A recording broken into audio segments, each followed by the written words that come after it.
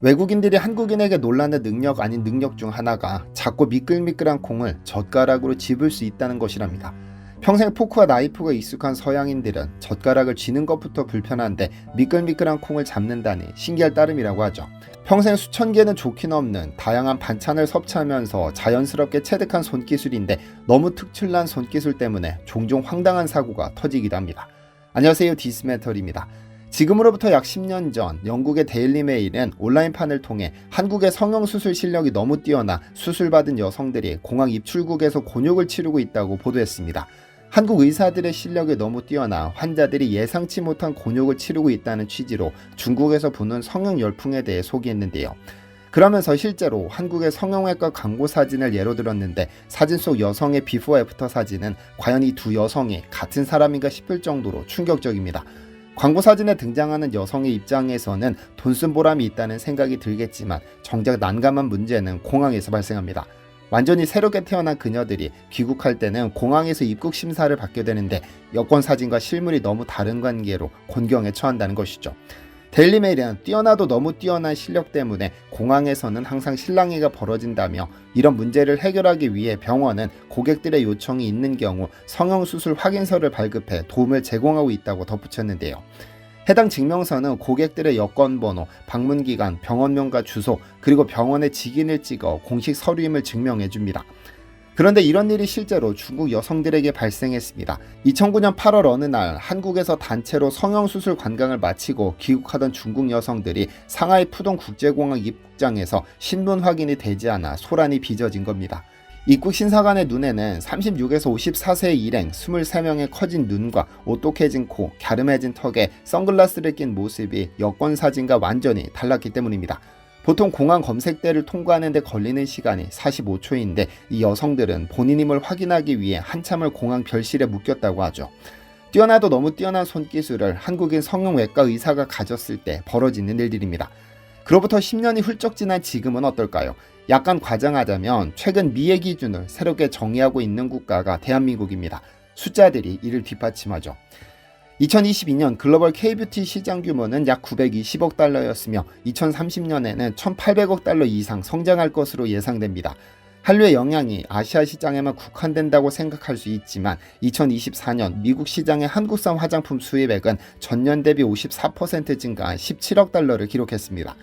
이러한 현상을 단지 화장품의 품질 때문이라고 여기기 쉽지만 최근의 의료관광 지출 현황을 보면 좀 더 흥미로운 사실이 발견됩니다.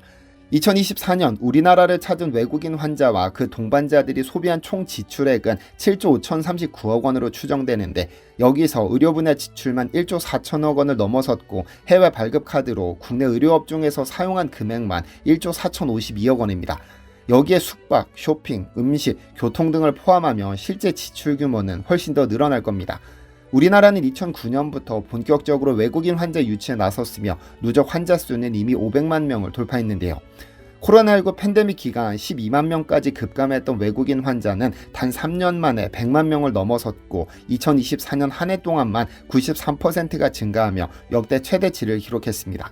참고로 우리 정부는 2023년 5월 외국인 환자 유치 활성화 전략을 발표하며 2027년까지 외국인 환자 70만 명 유치를 목표로 잡았었는데 2027년 70만 명 유치는 이미 2024년에 117만 명으로 초과 달성했습니다. 2024년 우리나라를 방문한 외국인 환자는 총 202개국으로 매우 다양합니다. 이 중 일본과 중국이 전체 외국인 환자의 60%인 70만 2천 명을 차지하며 가장 많았고 미국이 8.7%, 대만이 7.1%로 뒤를 이었죠.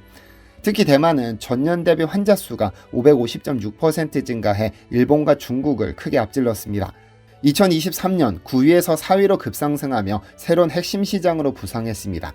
순위에는 없지만 흥미로운 나라가 하나 있는데 바로 러시아입니다.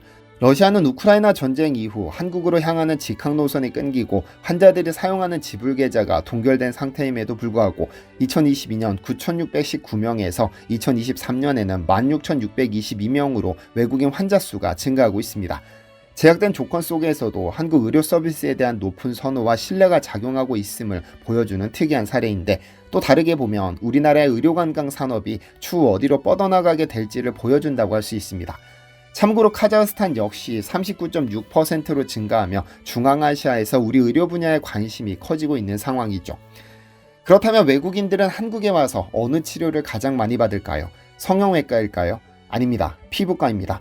전체 외국인 환자의 56.6%, 즉 절반 이상인 약 70만 명이 피부과를 방문했고, 이는 성형외과나 내과 통합과 비교해도 압도적으로 높습니다. 전년 대비 무려 194.9%의 폭발적인 증가율을 기록했죠. 특히 이 피부과 분야가 다른 분야에 비해 지속적인 성장이 가능한 이유는 1회 방문으로 끝나는 경우가 없기 때문입니다. 생각해보시면 보톡스, 필러, 레이저, 스킨 부스터 등등 대부분의 시술은 주기적인 관리가 필요하며 효과 유지를 위해서는 일정한 간격으로 재방문이 필수적이죠. 그런데 재미있는 점은 한국에서 피부과에 가장 많은 돈을 쓰는 외국인은 다름 아닌 일본이라는 사실입니다. 일본은 2024년 한국 의료 관광객 중 가장 큰 비중을 차지하는 국가로 피부과와 성형외과 진료에 대한 선호도가 굉장히 높습니다. 특히 피부과 환자 증가율은 155.2%에 달합니다. 의료 관광객의 상당수가 20, 30대 여성으로 알려져 있는데 일본에서 한류의 영향을 가장 많이 받는 세대이기도 하죠. 물론 모든 이유가 한류로 귀결되지는 않습니다. 일본이나 태국 등 주요 타겟 국가의 의료 시스템과 비교했을 때 여러 면에서 경쟁 우위를 가지기 때문인데요. 일단 우리나라의 경우 기본적으로 시술 퀄리티가 높고 시술 전후 비교 시 자연스러운 결과물이 나오는 것으로 유명합니다. 두 번째로는 가격 경쟁력이 매우 뛰어납니다. 동일한 시술을 기준으로 했을 때 일본이나 서구권에서 받는 것보다 3분의 1 수준으로 저렴하다고 하죠.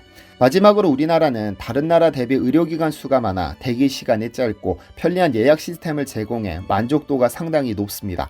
한국에 온 김에 상담이라도 받아보겠다는 마음이 예약으로 이어지고 상담 후 내친김의 시술까지 다이렉트로 가능하다는 겁니다.